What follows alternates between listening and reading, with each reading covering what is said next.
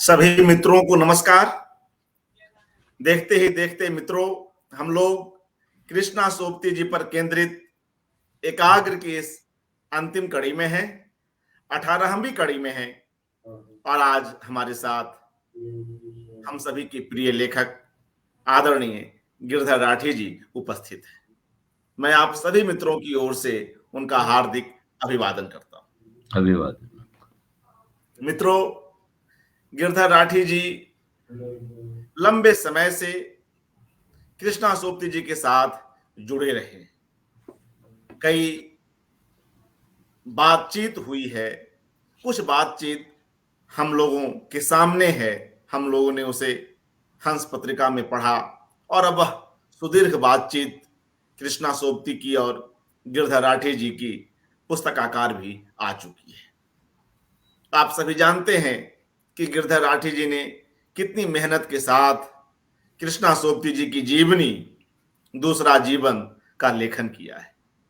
ये तमाम अनुभव आज हम सभी लोगों के साथ राठी साहब साझा करेंगे और विभिन्न कड़ियों में अलग अलग वक्ताओं ने जिस तरह से कृष्णा सोबती जी के आयामों के, उनके लेखन से जुड़े, उनकी शख्सियत से जुड़े अलग अलग आयामों पर चर्चा की है, उस पर भी बातचीत होगी, क्योंकि लगभग सभी कड़ियां गिरधर राठी जी अब तक सुन चुके हैं। स्वयं जब आप दूरदर्शन के आर्काइव में जाते हैं तो कई पुरानी बातचीत हम देखते हैं जिसमें गिरधर जी कृष्णा सोबती जी के साथ बातचीत कर रहे हैं या ऐसे किसी संवाद को मॉनिटर कर रहे हैं। ऐसे में हम लोग आज अधिक से अधिक राठी साहब को सुने, इससे अच्छी बात भला और क्या हो सकती है। मगर क्यों नहीं हम लोग राठी साहब से यह अनुरोध करें कि वे बिल्कुल अपने उन शुरुआती दिनों में चलें और वहां से इस बातचीत की शुरुआत हो, उसका आरंभ हो कि वे पहली बार कृष्णा सोबती जी से कब मिल रहे थे और कहाँ का परिवेश था, किस तरह के प्रसंग थे। आदरणीय राठी साहब, एक बार पुनः स्वागत। हाँ, नमस्कार अर्पण जी और सभी मित्रों को नमस्कार। अभी अभी असल में हम लोग एक अद्भुत अनुभव से गुजरे हैं। अर्पण जी ने जन सुलभ पुस्तकालय में जो बीबा जी के माध्यम से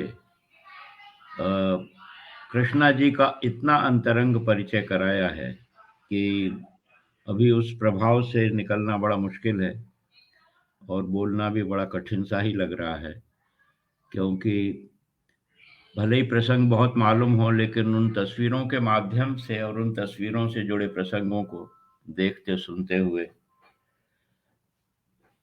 कृष्णा जी क्या थी एक व्यक्ति के रूप में, इतना सुंदर और गहरा परिचय शायद ही अन्यथा सुलभ होता, जो उनके कुछ ऐतिहासिक चित्रों से हमें मिला और उनके कुछ व्यक्तियों से जो संबंध थे, उनकी क्या रुचियां थी, कितनी तरह के हुनर उनके पास थे। आप यही देखिए ना, कितने हुनर थे। बहुत अच्छी फोटोग्राफी जानती थी वो, कपड़े डिजाइन करती थी वो, खाना बढ़िया बनाती थी वो, घुड़सवारी कर सकती थी, क्रिकेट खेल सकती थी, हॉकी खेल सकती थी। वो सब प्रसंग बताती थी बातचीत में कि कैसे दिल्ली में ताल कटोरा गार्डन में हॉकी खेलने जाती थी, कैसे शाहजहांपुर में जब वो चन्ना उपन्यास लिख रही थी तो हर रोज बैडमिंटन और टेनिस खेलने जाती थी।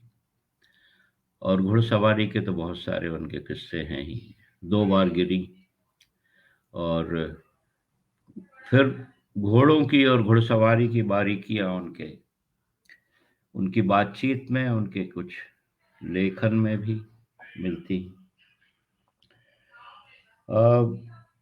दरअसल ये बहुत ही सुंदर आयोजन रहा अर्पण कुमार जी के द्वारा जन सुलभ पुस्तकालय के माध्यम से।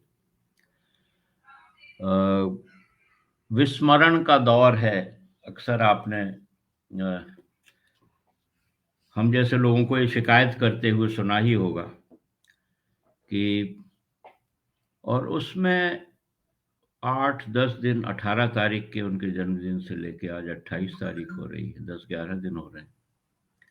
और इसमें उनके उनके व्यक्तित्व के भी और उनके कृतित्व के भी कितने सारे पहलू हमारे सामने आए हैं। और लगभग हर व्यक्ति से हमने कुछ नया ही जाना, नया सीखा, नए तरह से कृष्णा जी को जानने की जिज्ञासा और उत्सुकता, उत्कंठा भी हमारे मन में पैदा हुई। कम से कम मेरे मन में तो हुई। और उससे ये भी पता लगा कि कितना कुछ है जो अभी बहुत कुछ खोजा खोजना बाकी है, विश्लेषण करना बाकी है, समझना बाकी है। और अपने जीवन से, अपने समाज से, अपने देश से जोड़ना, अपनी दुनिया से जोड़ना बाकी है। और उम्मीद तो बनती है कि अगली पीढ़ियां जो होंगी उनके लिए वो हमेशा ही कुछ नया देने वाली लेखिका रहेंगी। और ये ज़रूर है कि ये इस नए माध्यम की दोनों ही दिक्कतें दिखाई देती हैं। मेरे जैसे लोग थोड़ा इससे डरते हैं। हालाँकि सुनना तो बहुत अच्छा लगता है, बोलने में अभी भी बहुत संकोच होता है। लेकिन दूसरी तरफ ये भी मालूम होता है कि ये जो सब नए माध्यम आ रहे हैं, क्या पता एक तरह की श्रुति परंपरा फिर से शुरू हो रही हो, जो खो गई थी। और प्रिंट पुस्तक के आ जाने के कारण पुस्तक केंद्रित ज़्यादा होती चली गई थी, सुनने की बजाय पढ़ने का जहाँ ज़्यादा था। लेकिन अब आप देखिए कि इन दिनों स्त्री दर्पण और समालोचन और फिर जन पुस्तकालय जैसे जो सारे दो चार नहीं, शायद बहुत सारे माध्यम हैं, मैं तो उन सबको जानता भी नहीं हूँ, लेकिन लगता है कि बहुत सी भूली बिसरी चीज़ें इन माध्यमों से बहुत सारे लोगों तक पहुँच रही हैं। और पहुँच का जहाँ तक सवाल है, अब डिजिटल और इलेक्ट्रॉनिक मीडिया जो पहुँच है, वो तो सारी दुनिया में है। कहीं आप साइबेरिया में बैठ के भी देख सुन सकते हैं, या वहाँ से भी आप कुछ प्रसारित करते हैं तो यहाँ आ जाता है। इस तरह के बदलावों पर कृष्णा जी की बड़ी तीखी निगाह रहती थी।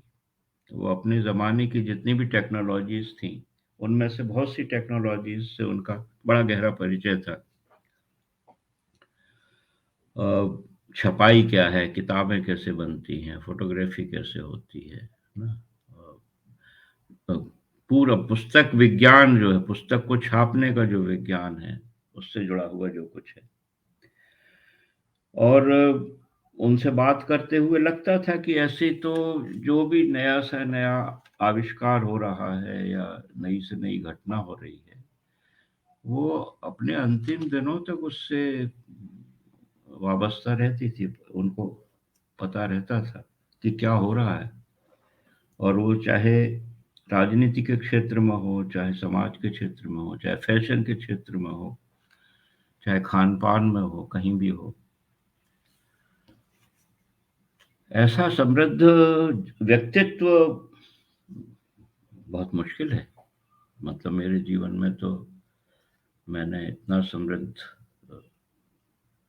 व्यक्ति, समृद्ध बौद्धिक रूप से, सांस्कृतिक रूप से और भाषाओं की दृष्टि से देखें तो जब शुरू-शुरू में मिले थे तो मेरा ख़्याल है प्रयाग शुक्ल जी के घर में ही मुलाकात हुई थी। और फिर उसके कुछ बरस बाद ये भी हुआ कि वो एक प्रसंग ऐसा था जो अमृता प्रीतम के साथ जब उन्होंने मुकदमा लड़ना शुरू किया था, तो शायद मैं उन बहुत थोड़े से भाग्यशाली लोगों में से हूँ, जिसने उनकी उस कार्रवाई का समर्थन नहीं किया था, बल्कि कहा था काहे को ये सब झगड़ा करना है। तो ऐसा तो हुआ कि ऐसा कहने वाले बहुत से लोगों से वो काफ़ी नाराज़ भी हुईं। लेकिन मैं उन सौभाग्यशालियों में से हूँ जो जिससे वो नाराज़ नहीं हुईं और अंत तक जब कभी एकदम निरंतर तो नहीं रहा संपर्क, लेकिन अक्सर संपर्क रहा और काफ़ी लंबा संपर्क रहा, समझिए 50 एक साल, 50 तो नहीं लेकिन हाँ 40-45 साल कह सकते हैं उसको। तो अब अभी हम जो उनके पूरे चित्रों के माध्यम से उनके जीवन से गुजरे हैं, तो एक शिमला की ही एक घटना से ही शुरू करें और उनके जीवन के बारे में आप देखेंगे कि कितना भरा पूरा तरह-तरह के शौक जिनको हैं, और इसको देखकर आपने पूरी चित्रावली जो अभी देखी है और मैंने भी देखी है, तो उससे तो लगेगा कि ये कोई बहुत ही बहिर्मुखी किस्म का व्यक्तित्व होगा, जो उम, माने, लेकिन एक दूस दूसरी ही तस्वीर अभी सामने आएगी और वो अधिकांश उनके मित्रों से, उनके बारे में लिखने वालों से भी वही मिलती रही है। तो लेकिन यहाँ हम शुरू करें, एक तरह का चित्र मेरी आँख के सामने यूँ ही आ रहा है। उनसे कई दफ़ा इसकी बात हुई, उन्होंने लिखा भी है उसको। उन्होंने शिमला, जब वो 14-15 साल की रही होंगी, तब उन्होंने शिमला में निराला को देखा था। वहाँ हिंदी साहित्य का सम्मेलन हुआ था और वहाँ का जो शिमला का राजमार्ग है, उस पर निराला जी चले जा रहे थे और उनका बड़ा भव्य व्यक्तित्व जिसे वो हमेशा याद करती रहीं। तो जब निराला की बात याद आई तो मुझे लगा कि देखिए, वो 3-4 पंक्तियाँ जो है निराला की। नवगति नवलय ताल छंद नव, नवल कंठ नव जलद मंद रव, नव नभ के नव विहग वृंद को, नव पर नव स्वर दे। कई बार सोचते हुए लगता है कि जिस नएपन की तलाश और शुरुआत निराला जी ने की थी, उसके बाद आने वाले बड़े साहित्यकारों ने उस परंपरा को, उस नएपन की परंपरा को आगे बढ़ाया। उनमें सोक्ती जी का बहुत ही विशिष्ट स्थान है और जैसा कि अभी हम 10-15 वक्तव्यों में सुनते भी रहे हैं इसी माध्यम से, कि कितनी तरह की नई चीज़ों की तरफ उनको पढ़ते हुए हमारा ध्यान जाता है। और आज़ादी के आंदोलन के कितने करीब 22 साल तो उन्होंने देखे सीधे-सीधे। 25 का जन्म है, 47 में हम आज़ाद होते हैं। और जो नए नभ का जो नया विहग वृंद है, उससे उनका कितना गहरा लगाव है। हम इस चीज़ को इस तरह से देख सकते हैं, जो मतलब समझ में आया कि जैसे बहुत से साहित्यकारों से और कलाकारों से मिलने का अवसर मिलता रहा। एक एक बात जो सबसे ज़्यादा मुझे प्रभावित करती रही और अद्वितीय भी लगी, कि किसी भी और बड़े लेखक से बात करते हुए वो जो नागरिक चेतना से पैदा होने वाले सवाल हैं, वो कृष्णा जी से जितना अक्सर कोई भी बातचीत होती थी, वहाँ समाज में जो हो रहा है और भारत का जो नया सपना है, वो और संविधान से चलने वाला जो सपना है, उस संविधान से जो अधिकार प्राप्त होते हैं, उस संविधान के लिए जो कर्तव्य निकलते हैं उन सब के प्रति इतना ज़्यादा उनकी बातचीत। हालाँकि देखिए, दिलचस्प चीज़ ये है कि आप प्रचलित अर्थों में उनको राजनीतिक लेखक नहीं कह सकते।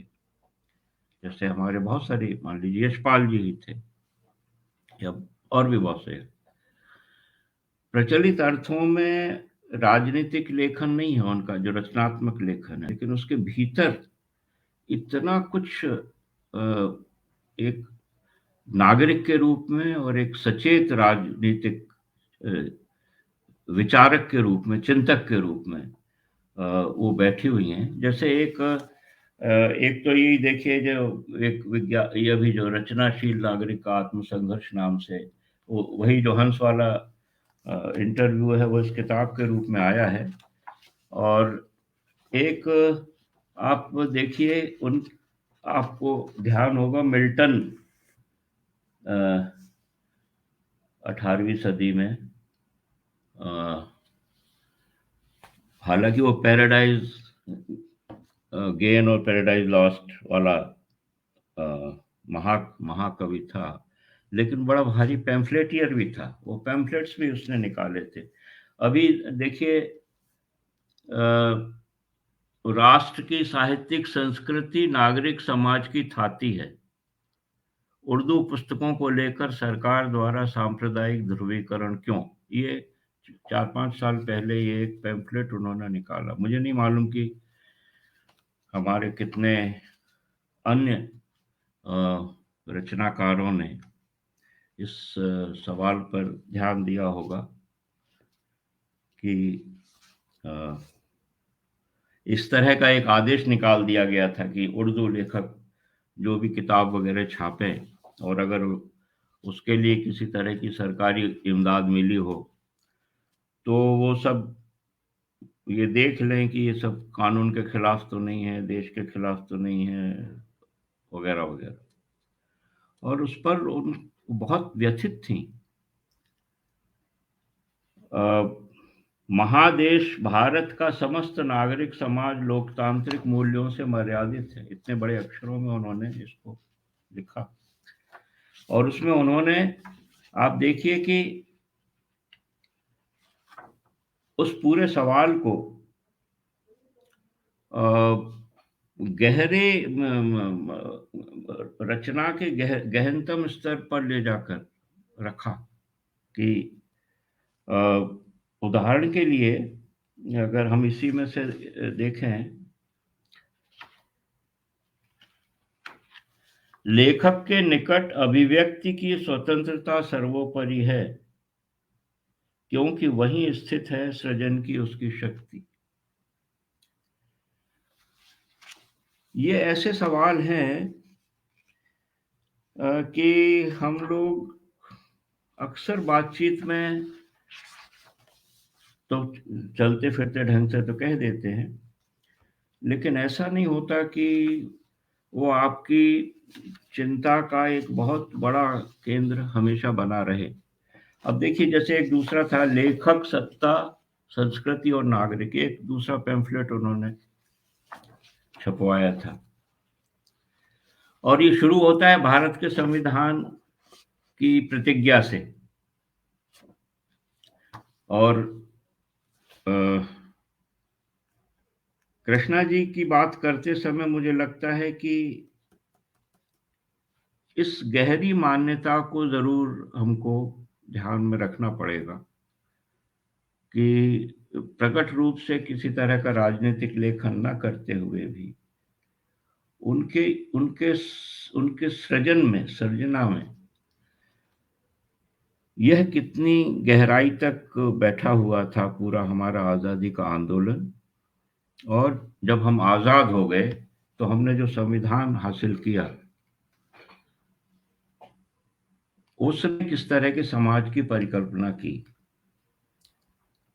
अब जैसे स्त्रीवाद वगैरह को लेकर भी जो बहस होती रही है, तो उनका कई दफा उन्होंने कहा कि देखिए, स्त्री अगर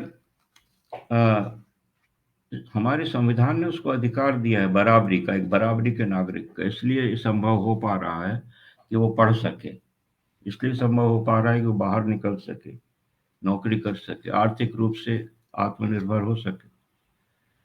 तो सचमुच के जो बदलाव होने चाहिए, हुए हैं, उसके पीछे ये कितनी बड़ी देन है।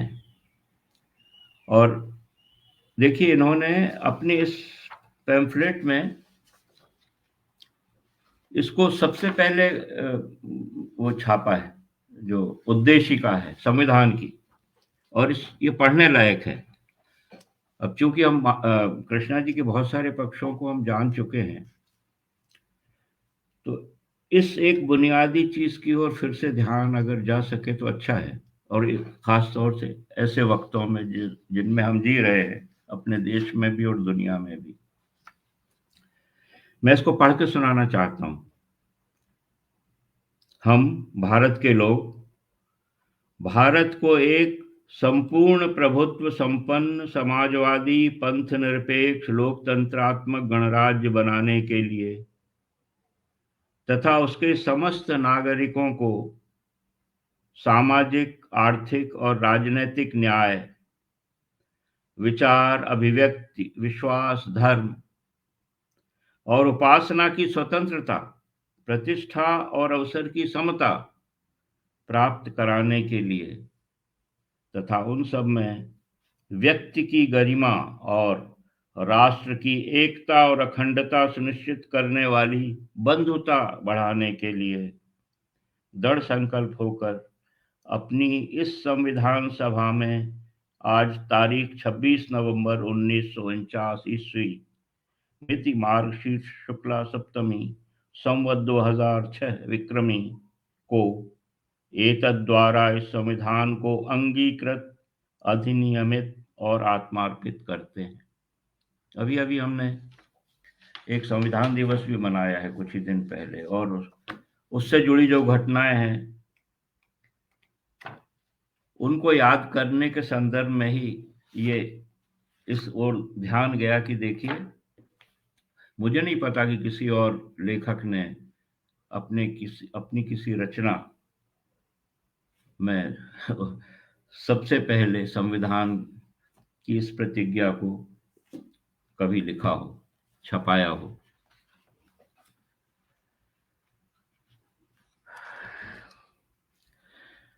अब इसी से जुड़े हुए,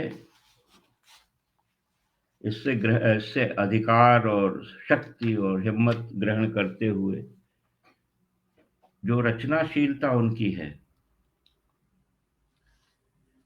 उसमें एक फिर कुछ दो चार वाक्य में एक दूसरे इस इंटरव्यू से पढ़ना चाहता हूं, जो हंस में था और अब किताब के रूप में है। चिंतन साहित्य की आत्मा है।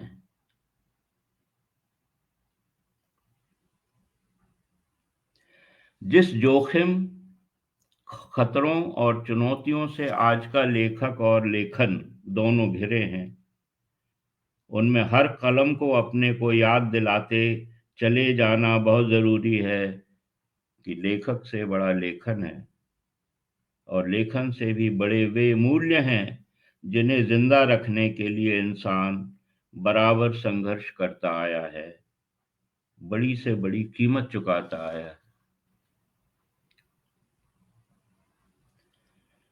लेखन मात्र लिखना नहीं, जीना है, भिड़ना है, सामना करना है, उगते चले जाना है।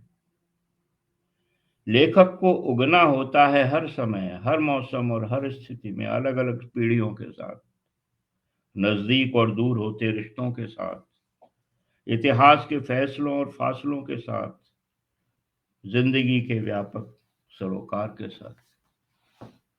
इनमें से बहुत से वाक्य हमने इन 10-15 वक्तव्यों में भी सुने और देखे होंगे, लेकिन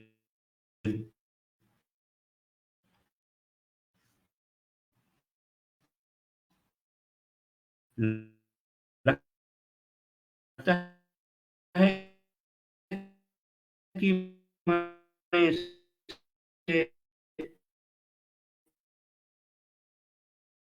और सुनाना चाहता हूँ आपको।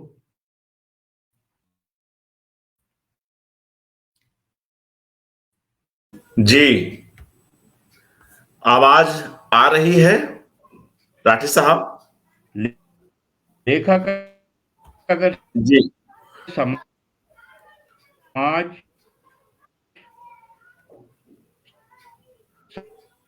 कुछ सत्ता व्यवस्था या किसी भी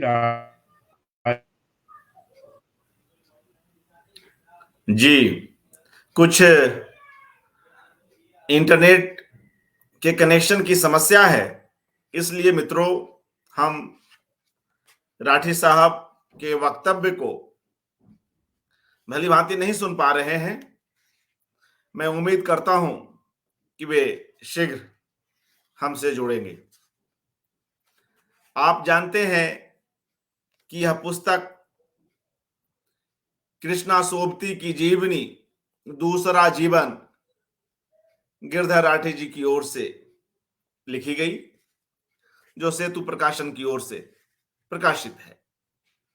और यह रजा पुस्तक माला, जो जीवनी पर केंद्रित श्रृंखला है, उसकी ओर से रजा पुस्तक माला में कई और पुस्तकें भी छपती हैं। उसमें से कई महत्वपूर्ण जीवनियों का भी प्रकाशन हुआ है। उसी में से एक यह पुस्तक भी है, दूसरा जीवन। मैं एक बार राठी जी का फोन उठा लूं। हाँ राठी साहब, दोबारा से कृपया जुड़ जाएं, लिंक को क्लिक करके आ जाएं, उसी लिंक को क्लिक करके आ जाएं। तब तक मैं अशोक वाजपेयी जी का आमुख पढ़ लेता हूं, उसका एक आधा अंश। नहीं, अभी आप नहीं आए हैं, अपने बेटे की सहायता ले लीजिए और उसी लिंक को क्लिक करके जैसे पहले आए थे वापस आ जाएं। नहीं, वो उसमें नाम लिखें, बॉक्स में इंटर द नेम, अपना नाम लिख करके फिर इंटर द स्टूडियो। अगर दिक्कत हो रही हो तो पुत्र की सहायता ले लें, तब तक मैं कार्यक्रम को आगे बढ़ाता हूं। मित्रों, हम इस पुस्तक के आमुख का एक अंश तब तक पढ़ लेते हैं। वह आमुख अशोक वाजपेयी जी की ओर से है। वे लिखते हैं, कलाओं में भारतीय आधुनिकता के एक मूर्धन्य सैयद हैदर रजा एक अथक और अनोखे चित्रकार तो थे ही, उनकी अन्य कलाओं में भी गहरी दिलचस्पी थी, विशेषतः कविता और विचार में। वे हिंदी को अपनी मातृभाषा मानते थे और हालांकि उनका फ्रेंच और अंग्रेजी का ज्ञान और उन पर अधिकार गहरा था, वे फ्रांस में 60 वर्ष बिताने के बाद भी हिंदी में रमे रहे। यह आकस्मिक नहीं कि अपने कला जीवन के उत्तरार्ध में उनके सभी चित्रों के शीर्षक हिंदी में होते थे। वे संसार के श्रेष्ठ चित्रकारों में 20वीं-21वीं सदियों में शायद अकेले हैं जिन्होंने अपने 100 से अधिक चित्रों में देवनागरी में संस्कृत, हिंदी और उर्दू कविता में पंक्तियां अंकित की। वर्षों तक मैं जब उनके साथ कुछ समय पेरिस में बिताने जाता था, तो उनके इसरार पर अपने साथ नव प्रकाशित हिंदी कविता की पुस्तकें ले जाता था। उनके पुस्तक संग्रह में, जो अब दिल्ली स्थित रजा अभिलेखागार का एक हिस्सा है, हिंदी कविता का एक बड़ा संग्रह शामिल था। और आगे, चूंकि यह जीवनी और इस तरह की कई जीवनियों पर काम रजा पुस्तक माला की श्रृंखला के अंतर्गत संपन्न हुआ, तो इसलिए एक भूमिका के रूप में अशोक जी सैयद हैदर रजा साहब को याद कर रहे हैं। और आगे वे अपनी बात लिखते हैं, रजा की एक चिंता यह भी थी कि हिंदी में कई विषयों में अच्छी पुस्तकों की कमी है, विशेषतः कलाओं और विचार आदि को लेकर। वे चाहते थे कि हमें कुछ पहल करना चाहिए। 2016 में 94 वर्ष की आयु में उनकी मृत्यु के बाद रजा फाउंडेशन ने उनकी इच्छा का सम्मान करते हुए हिंदी में कुछ नए किस्म की पुस्तकें प्रकाशित करने की पहल रजा पुस्तकमाला के रूप में की है, जिनमें कुछ अप्राप्य पूर्व प्रकाशित पुस्तकों का पुनर्प्रकाशन भी शामिल है। उनमें गांधी, संस्कृति चिंतन, संवाद, भारतीय भाषाओं से विशेषतः कला चिंतन के हिंदी अनुवाद, कविता आदि की पुस्तकें शामिल की जा रही हैं। और फिर कई और बातचीत इसमें हुई है। एक अंतिम हिस्सा भी मैं पढ़ देता हूं। लगभग 3 वर्ष पहले जब यह नोट अशोक वाजपेयी जी दिसंबर 2020 में लिख रहे हैं, लगभग 3 वर्ष पहले रजा फाउंडेशन ने एक प्रोजेक्ट बनाया जिसके अंतर्गत प्रतिष्ठित लेखकों, कलाकारों को सुशोधित जीवनियां लिखने का आग्रह कुछ लेखकों, कलाविदों से किया और इसके लिए उन्हें रजा फेलोशिप प्रदान की गई। अब तक जैनेन्द्र कुमार, नागार्जुन, रघुवीर सहाय, भूपेन खक्खर, शंखो चौधरी, जगदीश स्वामीनाथन की जीवनियां प्रकाशित हो चुकी हैं। कृष्णा सोबती के निकट रहे गिरधर राठी ने इस जीवनी के लिए प्रयत्न कृष्णा जी के जीवन काल में ही कर दिया था और यह जीवनी इस अर्थ में असाधारण है कि उसमें स्वयं कृष्णा जी द्वारा दी गई जानकारी का समावेश है। हर लेखक का उसके भौतिक अवसान के बाद दूसरा जीवन शुरू होता है। यह जीवनी हमारी कालजयी मूर्धन्य कृष्णा सोबती के दूसरे जीवन का हमसे प्रामाणिक और संवेदनशील साक्षात कराती है। हम यह पुस्तक प्रसन्नता पूर्वक रजा पुस्तकमाला में प्रस्तुत कर रहे हैं। अशोक वाजपेयी, दिसंबर 2020। मैं एक बार और कोशिश करता हूं मित्रों कि हम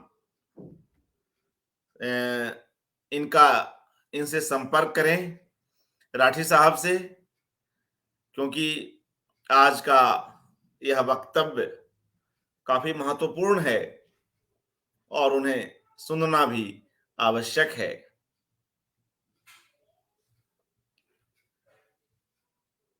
हाँ, और देखिए कि हाँ, आप आ गए हैं। इंटरनेट को देखें या मोबाइल से लैपटॉप को जोड़ लें, और ऐसा भी ना हो रहा हो तो मोबाइल से ही आ जाएं। मैं अभी यह सब बातचीत ऑनलाइन भी जा रही है क्योंकि मैं यहाँ बना हुआ हूँ। अभी भी आप के पुत्र आपके साथ हैं? हाँ, नहीं है तो आप वीडियो ऑन कीजिए लैपटॉप का। हाँ, तो आपका यहाँ नाम, आप आ तो गए हैं मगर आप दिख नहीं रहे हैं। आप लैपटॉप में हैं, मोबाइल में हैं? तो मोबाइल पे हैं तो नाम लिखें। नाम तो लिख लिया है आपने, उसको देखिए। कोई लगता है कि उसका जो यह है, उसका जो वीडियो है उसको भी ऑन कीजिए, या ऐसा कीजिए कि अगर आसपास हो आपके बेटे तो उनको बुला लीजिए, शायद। अच्छा, तो एक बार पुनः कोशिश करें, और अगर वो अलाउ माइक कहता है, माइक को अलाउ करने के लिए कहता है, माइक को अलाउ कीजिए और उसके वीडियो को भी अलाउ कीजिए, तभी आप हमें दिख पाएंगे। एक बार पुनः कोशिश करें। जी, एक बार पुनः कोशिश करें राठी साहब। मित्रों, इस तरह की समस्या ऑनलाइन कार्यक्रमों में आती ही है और हम इसे समझते हैं। तो यह अभी हमने अशोक वाजपेयी जी का आमुख पढ़कर सुनाया और इसकी प्रस्तावना जो है राठी साहब ने लिखी है 1 फरवरी 2021 को। तो क्यों नहीं उसका भी एक अंश यहां पर पढ़ा जाए। राठी साहब, आप आ गए हैं, एक बार पुनः हाँ, स्वागत।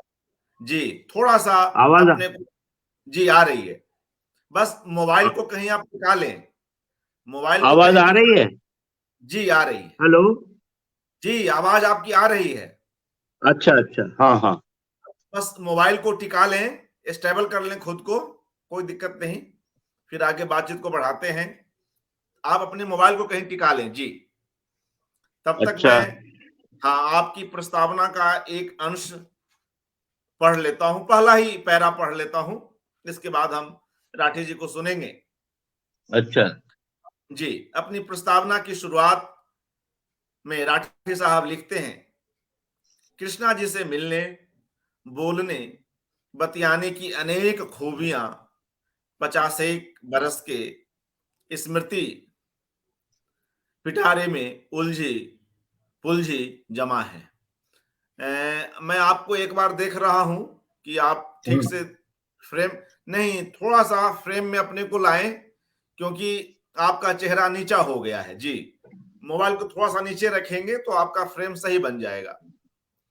हाँ, बिल्कुल परफेक्ट है, थोड़ा सा और ऊंचा कर लें, आपका चेहरा थोड़ा सा और ऊपर हो जाए, थोड़ा सा और। जी, जी, स्टेबल कर लें, तब तक मैं इस पैरे को पढ़ता हूं। पहली बार शायद इलाहाबाद, आप अपने को स्टेबल कर लें। जी, राठी साहब कोशिश कर रहे हैं और एक संयोग की बात है मित्रों, जी यह ज्यादा अच्छा है। हाँ। राठी, हाँ यह अच्छा है। अच्छा। जी जी, बहुत अच्छा है। हाँ, हाँ तो मुझे, अच्छा ठीक है, तो मैं अब थोड़ा सा ही करके इसको, मुझे लग नहीं रहा है नहीं, काफी नहीं नहीं नहीं नहीं, कोई दिक्कत नहीं है, आप पूरी तकनीकी। बात करें, लोग जुड़े हुए हैं। मैं बस इस पैरा को पढ़ लूं ताकि हाँ। इस पुस्तक से भी लोग अवगत हों, कई लोग जान रहे हैं। पहली अच्छा। बार शायद इलाहाबाद विश्वविद्यालय में पढ़ते हुए उन्हें पढ़ा था 1965 के आसपास। घनघोर बहसें भी, उन दिनों साहित्य पढ़ने सीखने का भूत हम में से कई युवकों के सिर पर सवार था। कृष्णा जी से पहली बार, जिसकी चर्चा अभी राठी जी ने की भी, शायद श्री प्रयाग शुक्ल के यहाँ दिल्ली के ग्रेटर कैलाश में उनकी बरसाती में हम मिले 1970 के आसपास, मैं और पत्नी चंद्र किरण। तभी से गाहे बगाहे उनसे भेंट, मॉल रोड के अपार्टमेंट में जहां उनकी मां भी साथ थी, फिर पूर्वाशा के दोनों आवासों में, कभी भरी सभा में, कभी अकेले दुकेले। 1990 के बाद पटपड़गंज में जब हमें पहली बार अपना फ्लैट मिला, कितने चाव से शिवनाथ जी के साथ वे हमारे यहां आई थी।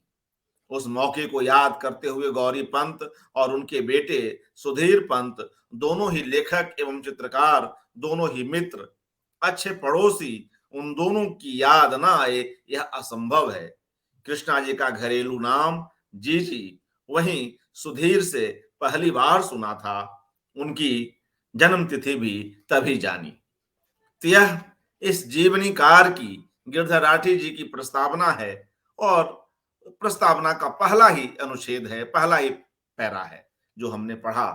तो आइए राठी जी अपनी बात को आगे बढ़ाएंगे मित्रों। तो हम इस स्क्रीन को सोलो करते हैं, मैं बैकग्राउंड में रहता हूं और राठी साहब से अनुरोध करता हूं कि वे कृपया अपनी बात को आगे बढ़ाएं। आदरणीय राठी साहब। जी अर्पण जी, अब वो काफी ये तकनीकी गड़बड़ी से काफी दिमाग भी गड़बड़ी हो गया, तो फिर भी कुछ एक दो बातें जो मैं कह पाऊं कहने की कोशिश करूंगा। अपने आप में एक बहुत बड़ा अनुभव था मेरे लिए इस जीवनी का लिखना। अ, मैंने इससे पहले कभी लिखी नहीं थी।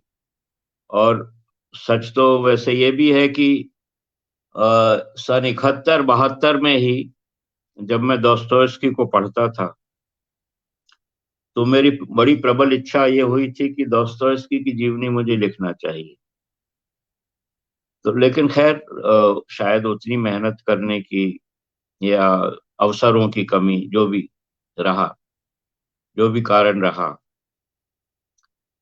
उसी से अब दोस्तोयेव्स्की की बात से अब ये भी याद आ रहा है कि जैसे हम लोगों ने अभी 10-15 बातचीतों में, विमर्शों में, संवादों में देखा सुना, जैसे ये अच्छा खासा बहस का मुद्दा है कि कृष्णा जी की कौन सी रचना सबसे अच्छी। किसी को लगा कि मित्रों मर्जानी है, किसी को लगा कि ऐ लड़की है, किसी को लगा कि जिंदगी नामा है। तो ये हर बड़े लेखक के साथ होता है। अब जैसे दोस्तोयेव्स्की मेरे सबसे प्रिय कथाकार हैं, अगर दुनिया के कथाकारों को हम खोजने लगे तो, विदेशी कथाकारों को खास तौर से। और उसमें मुझे उसका उपन्यास इडियट बहुत पसंद। इसी तरह तोल्स्टॉय को अगर मैं पढ़ता हूं तो मुझे अन्ना कैरेनिना बहुत ज्यादा पसंद है, बनस्पत वॉर एंड पीस के, भले ही वॉर एंड पीस बहुत बड़ा वो हो। तो कृष्णा जी के साथ तो ये बहुत ज्यादा हुआ। जैसे मित्रों मरजानी को लेकर जिस तरह की बहसें चली, उसमें वो दिलचस्प तो है ही, लेकिन काफी कड़वाहटें भी उसमें जुड़ी हुई हैं।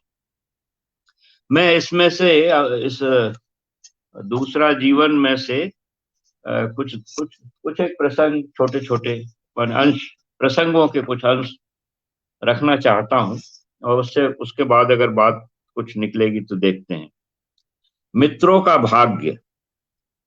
हिंदी तथा अनुवाद में अनेक देशी विदेशी भाषाओं में कहानी, उपन्यास और नाटक के रूप में अपार लोकप्रियता पाने के बावजूद मित्रों एक ऐसा पात्र है जिसे पूरी तरह किसी भी आलोचक खेमे ने स्वीकार नहीं किया।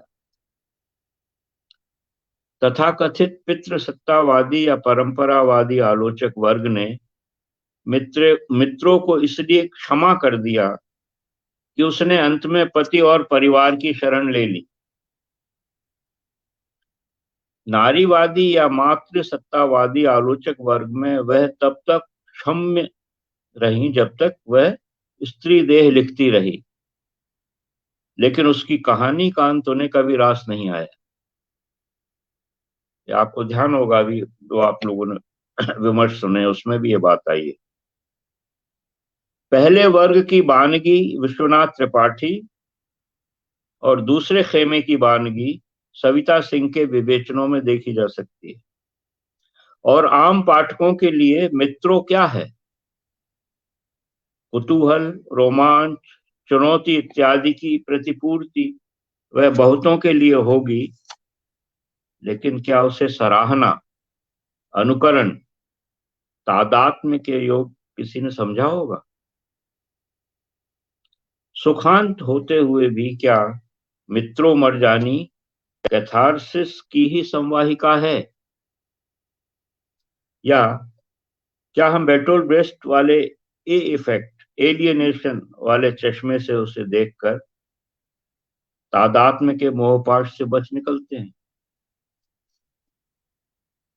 इसमें शक नहीं कि मित्रों ना सिर्फ आधे अधूरे मोहन राकेश की सावित्री से अलग है, बल्कि वह डार से बिछुड़ी की पाशों से, सूरजमुखी की रत्ती से, ऐ लड़की की अम्मू और समय सरगम की आरण्या से भी अलग है। दरअसल लगभग एक जैसी स्थितियों में दिखते हुए भी कृष्णा जी के पात्र नितांत अलग अलग पहचाने जा सकते हैं। मित्रों उनके किसी भी अन्य स्त्री पात्र से अलग है। लेकिन क्या सचमुच यहाँ आकर हम सोबती के अपने वक्तव्यों से भी मुक्ति मिल जाती है, जिनमें स्त्रीवाद के प्रति उन्होंने संदेह जाहिर किए हैं? और नारीवाद, खासकर पाश्चात्य नारीवाद, अगर अपनी आरंभिक प्रस्थापनाओं से आगे बढ़ चुका है, तो मित्रों की कहानी का अंत कैसा होना चाहिए? लेखक कृष्णा सोबती पर संदेह के घेरे घनेरे हैं, आगे भी रहे आएंगे। मैंने कुछ एक सवाल जो तमाम विमर्शों से उठते हैं, उन पर कुछ एक सवाल इस तरह से मतलब में उठाए हैं इस किताब में। फिर मित्रों के साथ एक बड़ी दिलचस्प घटना फिल्म को लेकर है, जो जिसका हल्का सा जिक्र आया भी था, लेकिन 2 मिनट हम उसको फिर से देख सकते हैं शायद। मित्रों को इसका शीर्षक दिया है चैप्टर का, मित्रों को बचाया जैनी मेहरबान सिंह ने। अगर कृष्णा सोबती मित्रों मरजानी पर फिल्म बन जाने देती, तो जैनी मेहरबान सिंह की रचना ही ना होती। अब कल अर्पण जी जो कह रहे थे, बहुत दिलचस्प था वो, कि अगर वो चन्ना छप गया होता तो शायद हमको उनका मैग्नम ओपस मिलता ही नहीं। साहित्य और सिनेमा के इतिहास में शायद यह पहली रचना थी जब किसी लेखक ने अपने ही रचे एक पात्र की छवि बचाए रखने के लिए दूसरा पात्र गढ़ दिया। मतलब और तरह के तो बहुत सारे आपको उदाहरण मिलते हैं, लेकिन ऐसा उदाहरण मुझे नहीं मिला कि अपनी किताब में एक पात्र है, वो जैसा है उसके साथ छेड़छाड़ ना हो। उसके साथ, लेखक के साथ भले ही हो जाए छेड़छाड़, लेकिन वो जो पात्र उसने रचा है उसके साथ छेड़छाड़ ना हो। अब इस बहुत प्रसंग में बहुत हमको बड़ी बात है। माध्यमों की भी बारीकियां दिखाई देती हैं कि प्रिंट मीडियम का और विजुअल मीडियम का कितना फर्क है। वो एक आध वाक्य आता है उसका आगे। यूं भी मित्रों मरजानी के लिए कृष्णा सोबती को कई मोर्चे खोलने पड़े थे। यह लेकिन अलग ही तरह का था। फिल्मकार राम महेश्वरी ने मित्रों मरजानी उपन्यास पढ़ा तो उन्हें उसमें सिनेमाई संभावनाएं दिखाई पड़ी। कृष्णा सोबती बंबई आमंत्रित की गई। मित्रों मरजानी के अधिकार अनुबंध को लेकर सब कुछ सुभीते से हो गया, ये उनका वाक्य कृष्णा जी का। फिल्म की टीम के साथ शाम को बैठकें होने लगी। होते होते ये सुझाव आया, मित्रों को बिकनी पहनाकर गांव में नहर में तैराने का दृश्य फिल्माया जाए। दिलचस्प है यहाँ की बंबई जब गई कृष्णा जी, तो अपने खर्चे से अपने होटल में अलग ठहरी थी, उनके फिल्मकार के खर्चे पे नहीं गई। तो बिकनी पहने मित्रों, यह जुमला और इससे उभरती छवि दोनों ने मेरे दिल दिमाग में खलबली पैदा कर मचा दी। मैं मित्रों के लिए खासी परेशान हुई। ये कृष्णा जी का वाक्य। कृष्णा जी ने तब 2 रात और 1 दिन में बिकनी में नहाने योग्य जैनी का आविष्कार किया। अगली बैठक में अपनी भूमिका के साथ वह कहानी सुना दी। फिर वाक्य उनका, लगा मित्रों पर आया खतरा शायद टल जाएगा। कहानी सुनाई गई, लेकिन मित्रों और जैनी दोनों का घालमेल करके फिल्म बनाने की योजना बनने लगी। मैं चौकस हुई। अब फिर उनका वक्तव्य, मैं चौकस हुई। लेखक होने के नाते मेरा कर्तव्य बनता है कि मैं मित्रों जैसे पात्र से इतनी छेड़छाड़ न होने दूं। भावी बैठकों से पहले दिल्ली लौटकर कृष्णा जी ने राम माहेश्वरी से कहा कि वे मित्रों को छोड़ दें, सुनहरे बालों वाली कनाडा में जन्मी जैनी पर ही फिल्म बनाएं। जैनी पर फिल्म नहीं बनी, इसलिए मित्रों पर भी नहीं। मित्रों मरजानी रंगमंच पर देश के अनेक शहरों में 100 से अधिक नाटकीय प्रस्तुतियां दे चुकी थी, और हम हिमानी शिवपुरी जी को देख ही चुके हैं जो मित्रों बनी थी उन इसी कार्यक्रम में। इसके बावजूद 100 सैकड़ों नाटकीय प्रदर्शनियों के बावजूद कृष्णा जी ने यह भी बताया कि कहानी लेखक के तौर पर मित्रों के लिए उन्हें 5,000 रुपए का चेक भेजा गया। कहा गया कि बांग्ला लेखकों तक को यही रकम दी जा रही है। चेक लौटा दिया गया। कोई मित्र फिल्म बनाए यही बहुत है, इसके लिए पैसा लेना क्या जरूरी है। वर्षों बाद अब उनका एक वाक्य है, पुराने कागजों को फाड़ते हुए जैनी मेहरबान सिंह की भुरभुराती पुरानी कॉपी हाथ लगी। तब उसे फाड़ने से पहले एक नजर देखा। राजकमल के अशोक महेश्वरी को वह चलचित्रीय आख्यान या चलचित्रीय पटकथा पढ़ने को भेज दी। उन्होंने उसे छापना तय किया और 2007 में वह प्रकाशित हो गई। कृष्णा जी की रचनाओं के साथ इस तरह की बहुत सी घटनाएं जुड़ी हैं। गायब हो जाना, टाइप टाइप के लिए कहानी दी गई है तो टाइपिस्ट का ही एक्सीडेंट हो गया, फिर वो सड़क से पन्ने इकट्ठे किए गए और फिर अजीबोगरीब घटनाएं।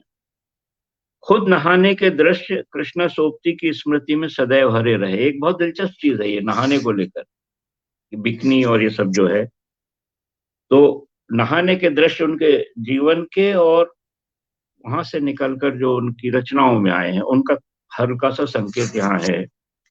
खुद नहाने के दृश्य कृष्णा सोबती की स्मृति में सदैव सदैव हरे रहे। बचपन में गांव में चनाव दरिया में, आखिरी बार उसमें तब जब लाहौर कॉलेज से सामान समेटकर गांव की एक झलक के लिए चल पड़ी थी। विभाजन के कारण लाहौर हमेशा के लिए छूटने वाला था।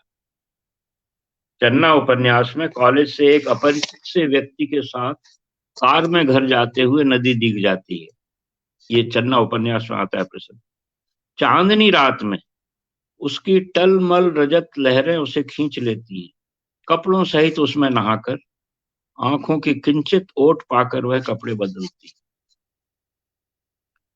तत्काल, अब इसके बाद दूसरा, तत्काल ध्यान जाता है लद्दाख की यात्रा में सिंधु दरिया में ससपोल के पास वयोवृद्ध कृष्णा जी का स्नान, और उससे पहले आलची के पास नदी के तट पर डेरा। दोनों ही जगह टैक्सी ड्राइवर के हॉर्न ने हड़बड़ी पैदा की, लेकिन ससपोल में तो वे नहा ही ली। दुर्निवार आकर्षण नदी का, बहते हुए जल का, ये उनके पात्रों में मिलता है जो उनके जीवन में भी था। जैनी की कहानी में नदी केंद्रीय नहीं, फिर भी कहानी का एक उत्स तो थी ही। मर्यादाएं तोड़कर अपनी नई मर्यादाएं दोनों जैनी और मित्रों दोनों ही गढ़ती हैं। फिर भी उन दो स्वतंत्र अस्मिताओं में कोई बाहरी हस्तक्षेप उन्हें बर्दाश्त नहीं। 100 Years ऑफ सॉलिट्यूड, तन्हाई के 100 साल के लेखक गैब्रियल गार्सिया मार्केस ने उस उपन्यास पर फिल्म बनाने की अनुमति नहीं दी थी। उसका कारण दूसरा था। कारण ये था कि करोड़ों पाठक उसके पात्रों, खासकर बूढ़ी दादी की छवि अपने अपने अनुभव जगत से अपने ही ढंग से गढ़ रहे थे। पाठकों के पत्र इसके साक्ष्य थे। लेकिन फिल्म में वह छवि एकल एकहरे चेहरे में सिमट जाती। शब्द का माध्यम कल्पना को जो आजादी देता है वह फिल्म का माध्यम नहीं देता।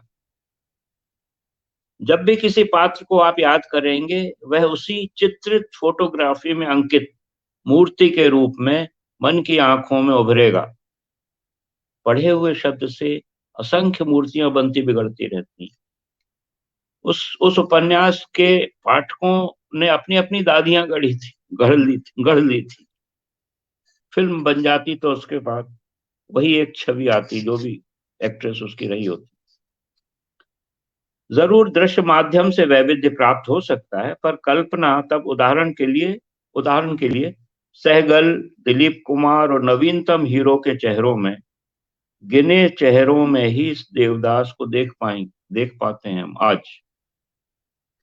अमूर्त शब्दांकन में मूर्त चित्रांकनों की संभावना अनंत है, लेकिन मूर्त चित्रांकन में अमूर्तन की छूट बहुत नहीं रहती।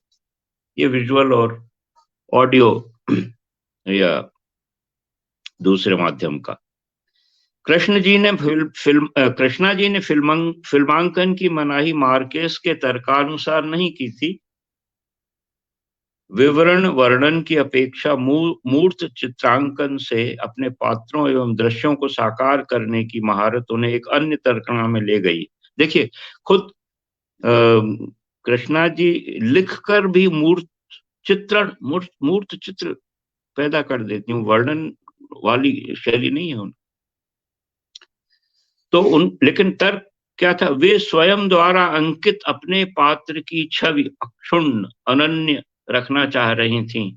अंकित छवि से जरा सा भी विचलन उस पात्र की अस्मिता को, पहचान को खंडित कर सकता है।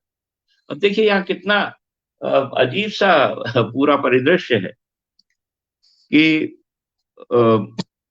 इनके पात्रों की इनके पात्रों को हम अपने दिमाग में, अपनी आंखों के सामने पता नहीं कितने कितने करोड़ों लाखों तरह से इनके पात्र गढ़े गए होंगे। अब मित्रों को भी कितनी तरह से देखा गया होगा, लेकिन उनकी अपनी एक बहुत ही मुझे बड़ा अटपटा सा ही, अटपटा नहीं बड़ा, लेकिन एक गूढ़ सा विषय मालूम होता है। तो जैनी में मेहरबान सिंह में क्या है? कनाडा के शहर वैंकूवर में मेहरबान सिंह के फार्म हाउस की रंगारंग पार्टी से आरंभ होती है वो कहानी। उनकी जो बेटी जैनी है उन्हें अपने भारतीय गांव वाले रोमांस की याद दिलाती है। यादों में डूबते उतराते मेहरबान सिंह वहीं ढेर हो जाते हैं, मर जाते हैं। जैनी पंजाब के अपने पैतृक गांव में लौटती है, हवेली में दादी और चाचा के पास मिलती है जाकर। विमान यात्रा में ही उसे एहसास होने लगता है भारत के विधि निषेधों का। कनाडा की हवा उन्मुक्त थी। पिता की पहली प्रेमिका की कहानी, दोनों परिवारों की तभी से अदावत, मारकाट, मुकदमे की जानकारी उसी पिता प्रेमिका का बेटा सैन्य अफसर जैनी को लुभा लेता है। वह अपने हिप्पी दोस्तों को गांव में आमंत्रित करते, वो हिप्पियों का जमाना उन्होंने उस समय पकड़ा है। दुनिया में परंपरा से विद्रोह और विरोध की झलकियां एक पारंपरिक गांव में, गांव पट्टीवाल में, आसपास भी तहलका। सुनहरे बालों वाली जैनी कभी सुस्त कपड़ों में घोड़ा दौड़ाती, कभी जीप चलाती, कभी खेत पर ट्रैक्टर और कभी स्विमिंग के लिए नहर की ओर निकल जाती। तो रोमांच स्टंट के अनेक खासे अवसर कृष्णा जी ने जुटा दिए थे, राम माहेश्वरी ने गंवा दिए। गांव के नौजवान, डकैती, शादी का जश्न, कनाडा के अपने प्रेमियों को छोड़ पिता के अधूरे रोमांस की प्रतिपूर्ति, तेजी से बदलते संसार का धीमे धीमे बदलते पंजाब में दखल, समाज और राजनीति के भी कई पहलू उघाड़ जाता है। अब यहाँ कृष्णा जी का फिल्मी दुनिया से जो सरोकार पड़ा, बुनियाद टेली सीरियल में वो सलाहकार थी और मनोहर श्याम जोशी। तो बुनियाद टेली सीरियल की सलाहकार रहने के बाद यह एक और मुठभेड़ थी फिल्मी नए कला रूपों से। कृष्णा सोबती का बम्बैया या मुंबईया या बॉलीवुडी अनुभव हिंदी के कुछ एक अन्य दिग्गजों की ही तरह निराशाजनक रहा, जैसे प्रेमचंद, उपेंद्रनाथ हर्ष, अमृतलाल नागर। ये सब गए और वहां से लौट आए। तो इस तरह की जो चीजें हैं, बहुत विस्तार से इसमें नहीं लिया गया है, क्योंकि बहुत गुंजाइश है इनमें तो बहुत कुछ करने की और खोज करने की भी और उन पर टिप्पणियां करने की भी।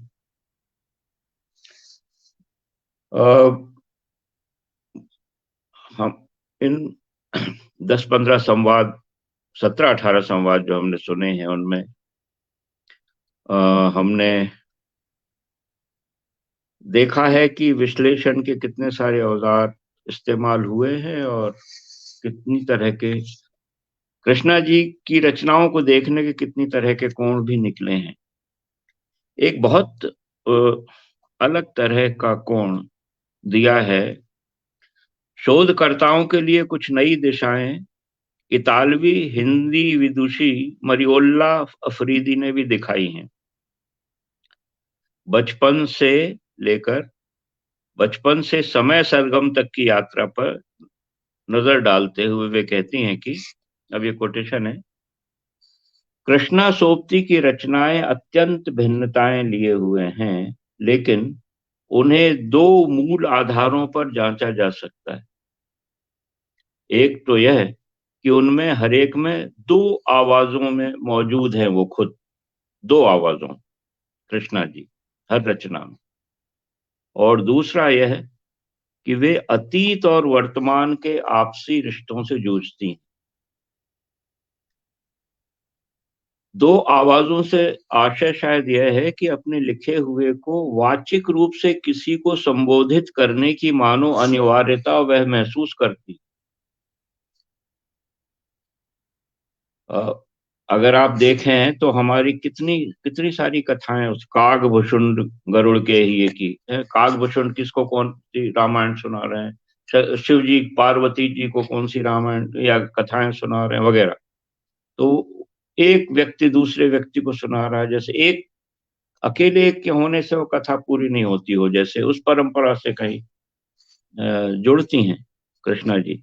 मसलन सर्वर को संबोधित करके पत्र शैली में लिखना। सर्वर उनकी बहन की बेटी हैं। मसलन सर्वर को संबोधित करके पत्र शैली में लिखना, या तीन ड्राफ्ट बनाने के बाद खुद पूरी कृति को एकांत में पढ़कर सुनना।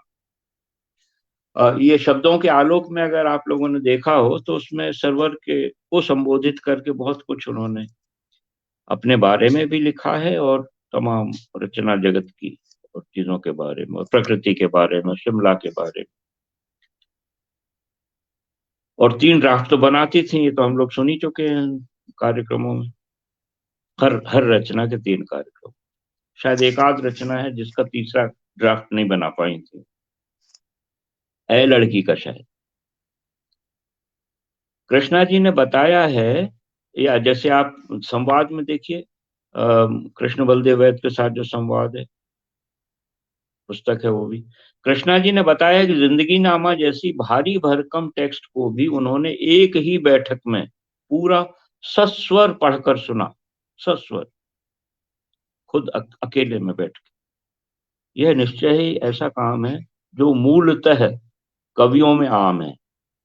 लय, यति, गति, ताल, सुर, चाहे छंदोबद्ध हो या छंदमुक्त, कविता का श्रव्य पक्ष हर समर्थ कवि सावधानी से जांचता परखता है, भले ही ऊंचे सुर में पढ़कर ऐसा न करे। क्या यह गद्य को कविता के और उस कविता को भी स्वर ताल से लैस संगीत के निकट लाने का ही उपक्रम है, या 3 साल शास्त्रीय संगीत सीखने की छाप इसमें देखी जाए? कृष्णा जी ने बाकायदा शास्त्रीय संगीत सीखा था 3 साल, और उनके कुछ प्रिय राग हैं जिनका जिक्र इसमें आता है। किसने उनको सिखाया वो सब भी आता है। बहरहाल, मरियोल्ला ने 3 हिस्सों में सोबती साहित्य को बांटा है, और ये बहुत दिलचस्प वर्गीकरण है। पहले वर्ग में कौन सी किताबें हैं? जिंदगी नामा और जिंदगी नामा का उत्तरार्ध, और सिक्का बदल गया। मरियोल्ला मानती हैं कि इन रचनाओं में कृष्णा जी चनाब झेलम के बीच के दोआब, जो पश्चिमी पाकिस्तान, वो पंजाब में, पश्चिमी पंजाब, उसके एक खोए हुए संसार की तरफ लौटती हैं। अच्छा, इनकी रचनाएं सब अलग समय में हुई हैं। इन तीनों रचनाएं 1948 में सिक्का बदल गया है, जिंदगी नामा 1979 में है, और जिंदगी नामा का उत्तरार्ध जो है 2005 का है। छोटी रचना है, लेकिन वो जो पूरा एक दूसरा खंड पूरा लिखना चाहती थी वो नहीं लिखा, लेकिन एक बहुत लंबा अध्याय लिखकर उन्होंने उसको कुछ दूसरी ही दिशा में लेकर चली गई हैं। तो इस खोए हुए संसार की तरफ लौटी अपने पहले तरह की रचना जगत में।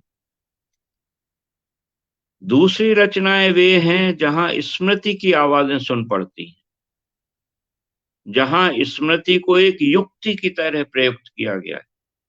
और उसमें क्या है, लामा, जो 1945 के आसपास की लगभग पहली कहानी होगी। डार से बिछुड़ी 1958 की, मित्रो मरजानी 1967, सूरजमुखी अंधेरे के 1972 और दिलो दानिश 1993। डार से बिछुड़ी चिल्लियांवाला के मैदान में तीसरे अंग्रेज सिख युद्ध में सिखों की पराजय के दौर को समेटता है। जिंदगी नामा में उसी क्षेत्र की 1900 से 1917 के दौर या गाथा के अंशों को लिया गया है। ये बहुत ध्यान देने लायक बात है कि वो जो समय खंड है जिंदगी नामा का, वो 17-20 एक साल का ही है, 1900 से लेकर 1920 तक के पंजाब को लेकर, और पंजाब के भी एक विशेष क्षेत्र को लेकर। दिलो दानिश 1920-30 के दशक में पुरानी दिल्ली में उसी जिंदगी नामा की गाथा को आगे बढ़ाता है, लेकिन ये सिलसिला कुछ सवाल खड़े करता है। खुद कृष्णा जी ने भी कई बार कहा है, फिर भी जिंदगी नामा की उत्तर गाथा के रूप में दिलो दानिश को स्वीकार करना कठिन है। ये भी एक बड़ी गौरतलब चीज है कि वो एक तरह से दिलो दानिश को भी जिंदगी नामा का उत्तर भाग या दूसरा भाग मानती थी, लेकिन वहां कैसे वो दिशा बदलती है वो भी बड़ा दिलचस्प है। तीसरे प्रकार में वे रचनाएं हैं जो आत्मकथा और गल्प यानी फिक्शन के बीच रस्साकसी करती दिखती। उनमें है यारों के यार, तीन पहाड़, बचपन, ए लड़की और समय सर। ये बहुत गहरे शोध का विषय है, मैंने तो कुछ अनुमान ही किए हैं, और अगर जैसे अब जो मौजूद हैं उनके परिवार के लोग, उनमें से शायद कुछ लोगों को भी उन चीजों का आभास हो या याद हो जो आगे शोध हो उसमें। जो मेरे कुछ अनुमान है उनकी पुष्टि या उनका निराकरण कुछ हो सकता है। तीन पहाड़ को आत्मकथात्मक गल्प में शामिल करने का जरूर कोई आधार होगा और इसकी छानबीन की जानी चाहिए। तीन पहाड़ कहानी अगर आप लोगों ने पढ़ी हो तो, बहरहाल अब उसमें तो मैं नहीं जाऊंगा, लेकिन उसमें एक आत्महत्या का प्रसंग आता है जो कि आमतौर पे एक या दो जगह ही आया है कृष्णा जी में। वो जीवन की कथाकार ज्यादा थी फिर भी। तो दार्जिलिंग की एक यात्रा में उसी नदी के पुल पर सब कुछ बिला जाने की जिस अनुभूति का स्मरण कृष्णा जी ने किया है, उसके संदर्भ प्रसंग अनुपलब्ध है। और तीन पहाड़ में नदी में छलांग लगाने वाली घटना सोबती जी की रचनाओं में एक तरह का अपवाद है। अगर आप दार्जिलिंग के उनके यात्रा का प्रसंग देखें और गौर से पढ़ें और फिर तीन पहाड़ पढ़ें तो थोड़ा बड़ा डिस्टर्बिंग सा एक एक ख्याल आता है। सोबती जी मृत्यु की छाया में भी अधिकांशतः जिजीविषा का ध्वज उठाती रही अपनी रचनाओं में और अन्य वार्तालापों, आलेखों, व्याख्यानों में भी। वो जो उत्तरार्ध का प्रसंग है उसमें राबिया कांत शाह जी को बचाने के लिए बाढ़ में छलांग लगा लेती है, तो वह अंत जरूर उसी अपवाद में शामिल करना हो जो यहाँ तीन पहाड़ में है। स्वतः जन्य निर्णय। तब भी क्या पाठों की कहानी घुमा फिराकर विभाजन के दौरान घटित हजारों हिंदू, मुस्लिम, सिख लड़कियों, स्त्रियों की कहानियों का ही प्रतिबिंब नहीं है? 1947 के तत्काल बाद 2-4 कहानियों में उस विभीषिका की झलक दिखाते हुए रचनाकार को लगा कि पूरी विभीषिका में धंसने के लिए कुछ और अवकाश चाहिए। चन्नाबी विभाजन पूर्व में समाप्त हुआ, फिर जिंदगी नामा भी। लेकिन वह दारुण अनुभव इस बीच पाशों का जीवन दे गया। डार से बिछुड़ी अबलाएं भारत पाकिस्तान में जो पीड़ा झेल रही थी, वह इस कहानी में फूट पड़ी। उक्त 2 परंपराओं के अलावा इस उपन्यास को विभाजन से जुड़े साहित्य के संदर्भ में भी देखें तो कुछ और पूर्ण उजागर होंगे।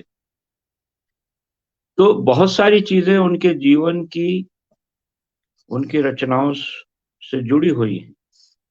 और सबसे जो गौरतलब बात है वो ये है कि जितने भी उनके मित्र बने, और उनमें सबसे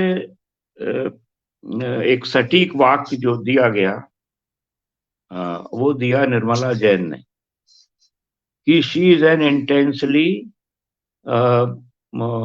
इंटेंसली प्राइवेट पर्सन। अब देखिए, हमने अभी चित्रों के माध्यम से उनकी जो उनके जीवन की जो झांकी देखी है ना, उससे कितना अलग है ये उनके सारे मित्रों का अनुभव, सारे मित्रों का निरपवाद, घनिष्ठतम जो भी मित्र रहे हों उनका भी यही है कि वो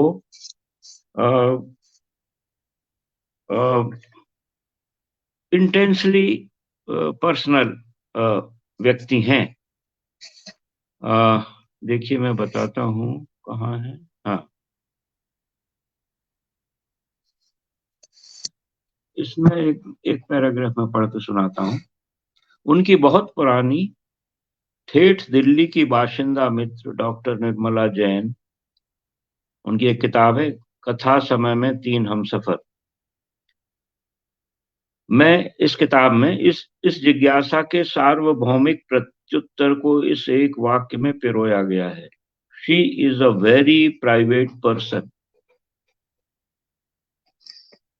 और उनका एक पैराग्राफ है, कृष्णा सोपती ने अपनी निजी जिंदगी के बारे में काफी समय तक खुलकर न कुछ कहा न लिखा। ऐसे तमाम अवसर आए जब उनके साथ लंबी बातचीत हुई, खासकर जब वे जिंदगी नामा के कॉपीराइट मसले में उलझी थी। पर मुझे हमेशा लगा कि she is a very private person. आप उनसे बातचीत करते हुए उसी हद तक जा सकते हैं जहां तक वे सहयोग करें। बिना कुछ कहे सुने एक मुकाम पर पहुंचकर आपको लगेगा कि एक नो एंट्री की तख्ती आपके और उनके बीच उगाई है और बातों का सिरा वहीं ठिठक कर आगे बढ़ने से इनकार कर रहा है। हद यह थी कि बहुत दिनों तक हमें उनके जन्म का वर्ष ही नहीं मालूम था। एक बहुत ही जटिल व्यक्तित्व, एक तरफ भयानक रूप से आकर्षक व्यक्तित्व, दूसरी तरफ भयानक रूप से अपने भीतर बंद, जहां किसी को भी झांकने की अनुमति नहीं। वो एक बहुत लोकप्रिय कथाकार हैं और व्यक्ति के रूप में भी उनके असंख्य मित्र हैं, हर वर्ग के, हर हर इलाके के।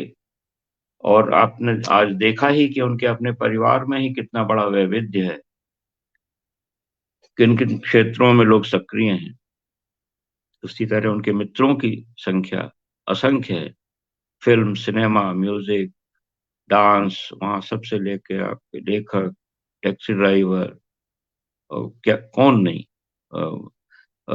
पुरानी दिल्ली में जो तरह तरह की मीठी रोटियां बनती हैं और ये और वो तमाम सर, और वो सारे वे सारे लोग जिनको वो अपने विशेष पार्टियों में खाना वाना बनाने के लिए बुलवाती रही।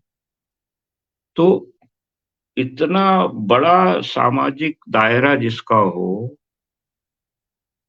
और जिसने ऐसे अनोखे चरित्र, सैकड़ों चरित्र जिसने रच दिए हों, और जो अपने पात्रों की गूढ़तम मन स्थिति को पकड़ता हो, उनकी गहराई में जाता हो, कुछ भी अज्ञात न रह पाए, लगभग इस स्थिति तक भी है उनके कुछ पात्र कि बारीक से बारीक चीज आप उनके पात्रों के बारे में तो जानते हैं, लेकिन उन पात्रों की रचना जिसने की है उसके बारे में आप दावे से नहीं कह सकते कि आप जानते हैं।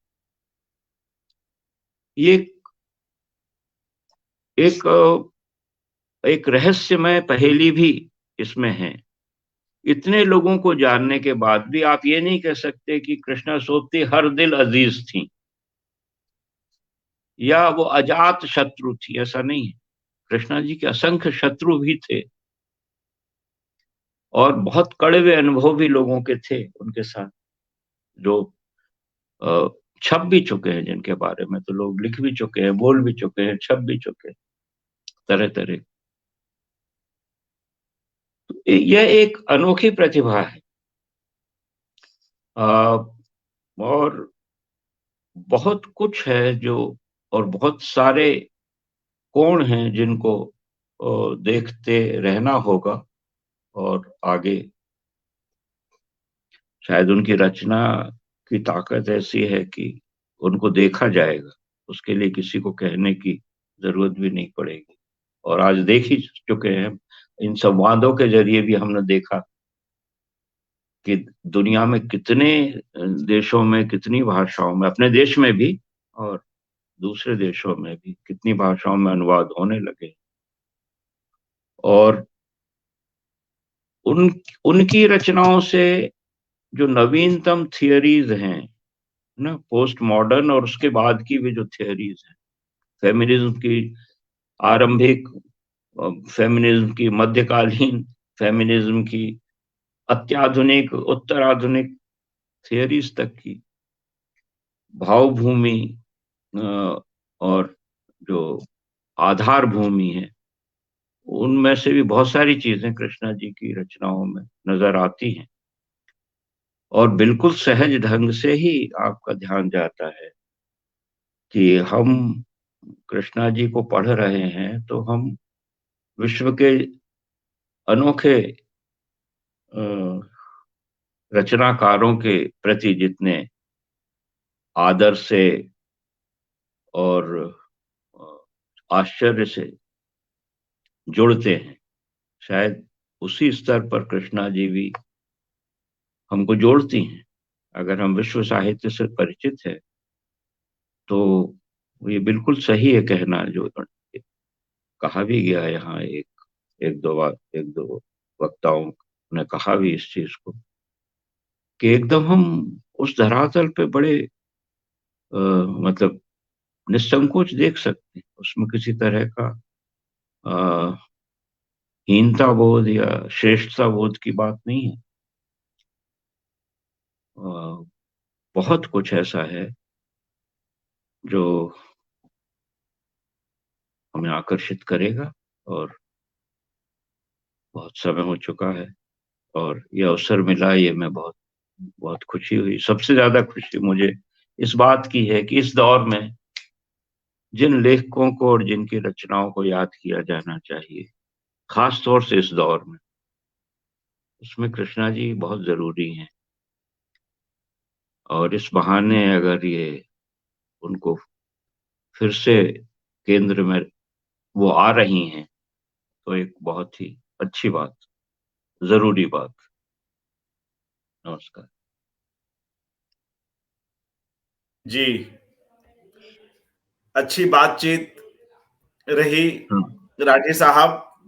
जी और मैं इस जीवनी का जो आमुख है पढ़ रहा था अशोक वाजपेयी जी का, उसमें वे इस ओर इशारा भी करते हैं, और वो बड़ा महत्वपूर्ण इशारा है कि कैसे इस जीवनी की शुरुआत सोबती जी के जीवन काल में ही हो गई थी, और कई ऐसी प्रामाणिक जानकारियां आपने इस पुस्तक में दी हैं जिसका स्रोत स्वयं कृष्णा सोबती हैं।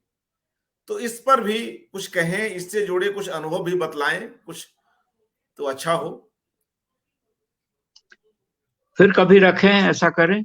अब जी मुझे लगता है, हाँ, फिर कभी जी अगली बार जब आप फिर कृष्णा जी पे कोई कार्यक्रम करेंगे तो फिर देखा जाए जी उसमें फिर। जी। ठीक है। और मित्रों, मैं अब इस एकाग्र को समाप्त करने से पूर्व अपने उन वक्ताओं के नाम ले लूं जिन्होंने इस एकाग्र में अलग अलग कड़ियों में अपनी बात रखी। आदरणीय प्रयाग शुक्ल जी पहली कड़ी में, दूसरी कड़ी में मैं स्वयं, और आगे की कड़ियों में सुकृता पॉल कुमार जी, ए अरविंदाक्षन जी, रेखा सेठी जी, हिमानी शिवपुरी जी, विनोद शाही जी, उदय भानु पांडे जी, रूपा सिंह जी, रश्मि रावत जी, मृदुला गर्ग जी, शर्मिला जालान जी, सविता सिंह जी, मीर कमल मानी जी, कल्पना झा जी। कल्पना झा जी ने उनकी 3 कहानियों का पाठ किया। बड़ा ही प्यारा और बड़ा ही मानीखेज पाठ, टेक्स्ट से टेक्स्ट को जीवंत करता हुआ पाठ। बलवंत कौर जी, बीबा सोबती जी, और आज स्वयं सोबती जी के जीवनीकार, दूसरा जीवन के लेखक गिरधर राठी जी। तो इन सभी वक्ताओं के सहयोग से ही यह एकाग्र समाप्त हुआ चाहता है।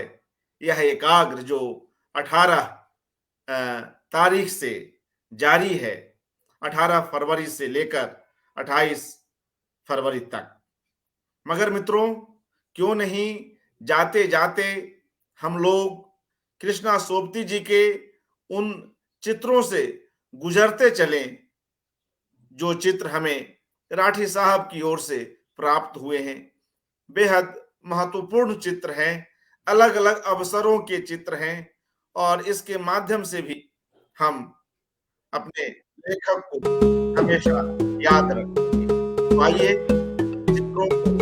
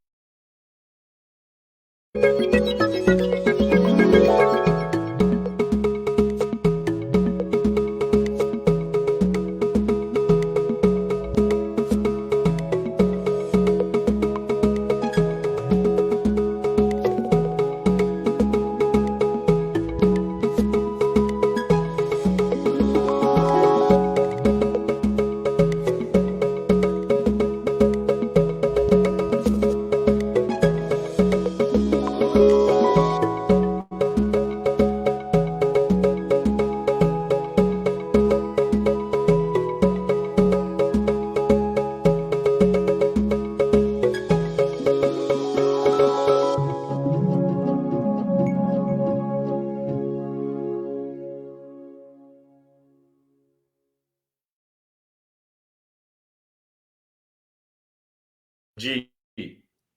तो मित्रों, ये हमने कुछ चित्र देखे और इन 11 दिनों में 18 कड़ियां संपन्न हुई और आप सभी लोग इन अलग-अलग कार्यक्रमों के साथ अपने स्नेह को बनाए रख सके, तमाम वक्ताओं को सुना और सोबती जी से जुड़े हुए कई पक्ष आ सके, संस्मरणात्मक भी, आलोचनात्मक भी, अनुवाद के पक्ष, जीवनी के पक्ष और तमाम कई रंग, कई पारिवारिक प्रसंगों के हवाले।